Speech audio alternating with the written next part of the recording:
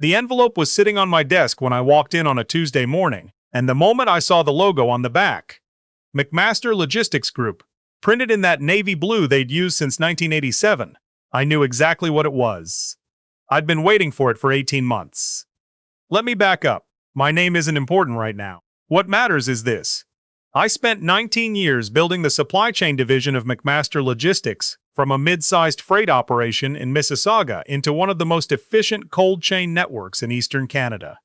When I joined, we were moving maybe $40 million in annual contracts. When I handed in my last quarterly report, that number was sitting at $312 million. I didn't do it alone. I want to be clear about that. I had a team of 12 people, some of whom had been with me since the early days, and my wife. She's the one who kept the lights on at home during the years I was logging 14-hour days and flying into Winnipeg in February like it was something normal people did. We'd been married for 22 years by then. She understood the job in the way only someone who has watched it consume a person can understand. Not happy about it exactly, but aware of what it meant to me. What it meant to me was this. We had a daughter in her second year at Western, a mortgage on a house in Burlington, and a retirement plan that depended entirely on a clause I had negotiated into my contract 4 years earlier. The clause was straightforward. At the completion of a qualifying acquisition or merger event, provided I was actively employed at McMaster at the time of closing, I would receive a performance bonus equivalent to 1.2% of the total deal value, up to a ceiling of $150,000. The bonus was tied to a separate agreement that had been reviewed by my lawyer and countersigned by the company's legal team. It wasn't in the standard employment package. It was a standalone document. I had a copy in a fireproof box in my basement, a digital copy on a personal drive, and a third copy held by my lawyer's office in downtown Hamilton. I'm not paranoid by nature. I'd just been around long enough to know that handshake deals don't hold up when money gets large enough to matter. In January of the year everything happened, McMaster Logistics began serious negotiations with a national grocery conglomerate looking to bring their cold chain logistics in-house. The deal was valued at $290 million. My bonus, if it closed while I was employed, would come to the ceiling, $148,462 to be precise. That's what my lawyer and I calculated on the night the term sheet was announced internally. I was the person who had built the network they were buying. I had been in every planning meeting. I had flown to Calgary twice and to Vancouver once to walk their operations team through the integration protocols. My director told me in March, privately, over coffee in the Starbucks on the main floor of our building, that my name had come up in the buyer's final due diligence questions. They wanted to know if I was staying on post-close. I was 49 years old. I had planned to work another 6 years, collect the bonus when it came, and then spend the back half of my 50s doing something I actually wanted to do. My wife had been talking about eventually moving to the Okanagan. My daughter had been talking about grad school in Europe. I had been talking about buying a decent fishing boat and figuring out what kind of man I was when I wasn't defined by freight corridors and cold storage contracts. The envelope changed the plan. Not immediately. At first I thought it was administrative. A contract amendment, maybe, or a memo about the close date. The deal was expected to finalize in late April. I opened it standing at my desk before I'd even taken off my coat. It was a termination letter. Effective immediately. No cause. Signed by the chief people officer, who I had met twice in 19 years. Attached was a severance calculation based on the Employment Standards Act minimum, which for someone at my level and tenure amounted to about 11 weeks of pay. There was a number to call for offboarding logistics. I read it 3 times. Then I sat down and read it a 4th time. The close date for the acquisition was listed in the internal project tracker I still had access to. I checked because my laptop hadn't been disabled yet. 43 hours from right now. 43 hours. I'm not going to pretend I handled it with grace in that first hour. I didn't. I sat in my office with the door closed and went through every stage of that particular kind of shock that happens when something you intellectually knew was possible becomes suddenly concretely real. I called my wife. I told her what had happened. She was quiet for a moment, and then she said very carefully, "Don't touch anything until you talk to your lawyer. That's the woman I married." I called my lawyer from the parking garage. His name isn't relevant, but he'd been handling my employment matters for 12 years and he had a copy of my bonus agreement sitting in his file. He listened to everything I said. He asked me to come in the next morning. That night I found out who had signed off on my termination. My director, the one who had told me my name was coming up in due diligence, sent me a text at 8:30 in the evening. It just said, "I had nothing to do with this. I want you to know that. Call me when you're ready." I called him. He told me that the instruction to let me go had come from the executive floor, more specifically from the owner's son, who had joined the company 14 months earlier with the title of Chief Strategy Officer, and the particular confidence of someone who has never been wrong because he has never been tested. The son, I'll call him what he was, which is a 28-year-old with an MBA from a school his father had donated a building to, had decided, according to my director, that keeping me on through the close of the acquisition was redundant overhead, given that the acquiring company was bringing their own integration team. He hadn't spoken to me once during the entire 8 months of negotiations. He hadn't attended a single due diligence session. He had, however, apparently decided that my $148,000 bonus was a line item worth eliminating. My director said, and I remember this exactly because I wrote it down when we hung up, he thinks the clause doesn't apply because you won't be employed at close. He asked legal about it and someone told him that was the interpretation. I thanked my director. I told him I appreciated him telling me. I meant it. Then I went to my kitchen, poured myself 2 fingers of scotch. I don't usually drink on weeknights, but this was a weeknight that had earned it.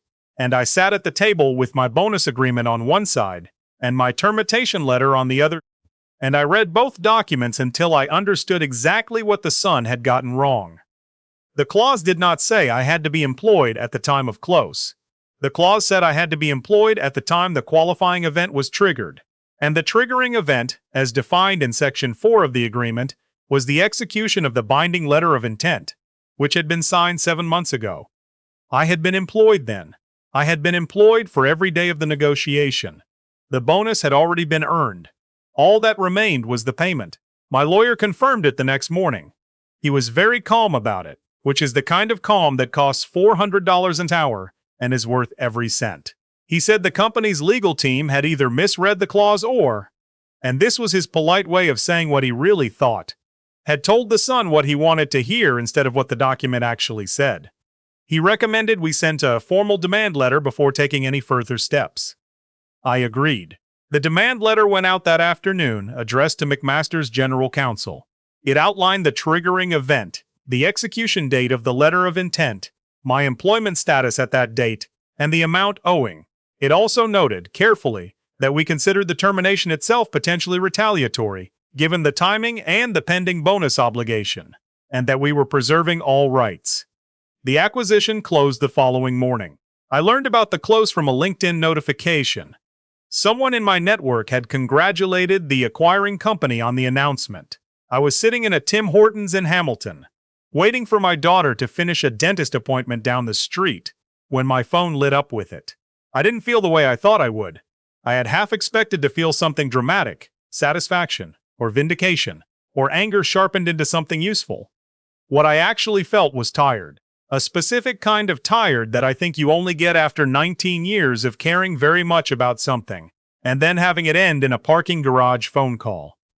My daughter came out of the dentist with one side of her face slightly swollen from freezing. She looked at me across the parking lot and said, "You okay, Dad?" I told her I was fine. She didn't entirely believe me, but she let it go. That's a thing she does that I've always appreciated. She's perceptive in the way that her mother is perceptive, which is to say that she notices everything and chooses carefully what to press. What happened over the next 2 weeks I know partly from my lawyer, partly from my former director, and partly from documents that became available later. McMaster's general counsel reviewed the demand letter and, according to my lawyer, immediately identified the problem. The company had sent a response within 4 business days, acknowledging that there was, quote, a question of interpretation to be resolved, which in legal language means they knew they were on the wrong side of the argument. There followed a short negotiation that I was not directly part of, but that my lawyer handled with what I can only describe as efficient ferocity. The company agreed to pay the bonus in full, plus a supplemental amount covering my legal fees and a modest additional sum that the agreement required me to keep confidential in exchange for a mutual release. I signed the release.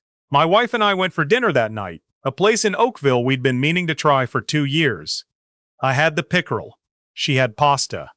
We split a bottle of white wine and talked about things that had nothing to do with McMaster's Logistics or Cold Chain Networks or the son of the owner.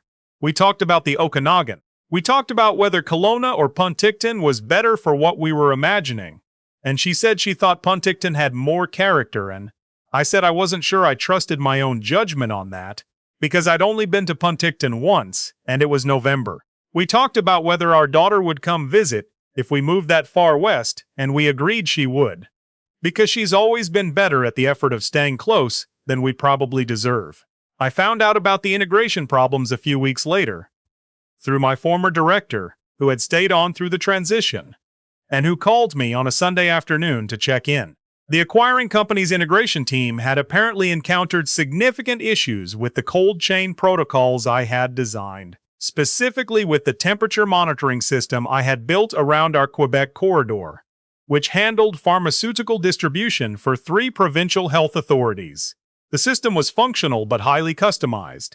The documentation existed, but the logic behind certain configuration decisions was in my head, and the head of the integration team had made assumptions about why I had set things up the way I had. The assumptions were wrong. There were delays.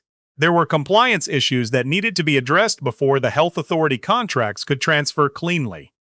There was, according to my director's very diplomatic phrasing, a period of significant internal discussion about the transition process. I don't know what that cost them. I genuinely don't. I was no longer party to any of it, and the release I had signed meant I was not going to be the person asking questions. What I do know is that my director, who is a careful and understated person, used the word costly without prompting, and then changed the subject. The son of the owner, I'm told, moved on to a new role at a private equity firm in Toronto within 6 months of the acquisition. Whether that was his choice or the company's, I don't know, and I haven't tried to find out. It doesn't change anything for me either way. Here's what I want to say about all of it, now that enough time has passed to say it without the heat of what the first weeks felt like. I spent 19 years being good at something that I mostly enjoyed and that I believed mattered.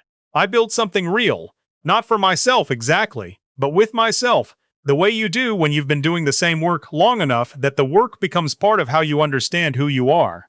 The thing that hurt most wasn't the money. The money was its own fight and we won it. What hurt was the 43 hours. Not even 2 days. That's what they needed from me. That's how close they cut it. And whoever made that decision, whether it was the son of the owner acting alone, or whether it was a calculation made with more participants than my director let on, they made it without once looking me in the face and saying, "Here's what we're doing, and here is why." That's the part that lingers. Not the injustice of it, not the legal resolution, not even the integration problems that followed. Just the fact that 19 years of work was ended by someone who found it easier to send an envelope than to have a conversation. My wife says I need to stop picking at it. She's right, and I'm working on it. Last August, we drove through the Okanagan for 10 days, just the 2 of us. We stopped in Penticton for 3 nights. She was right about the character. We stood on the lakeshore one evening when the light was going orange over the hills on the other side, and she put her arm through mine and didn't say anything for a while. And I thought about how many evenings I had traded for flights to Winnipeg in February. I'm not saying I regret the career. I'm not saying it wasn't worth it. I'm saying I know now what the next chapter looks like, and it doesn't involve envelopes with navy blue logos on them. We're moving in the spring,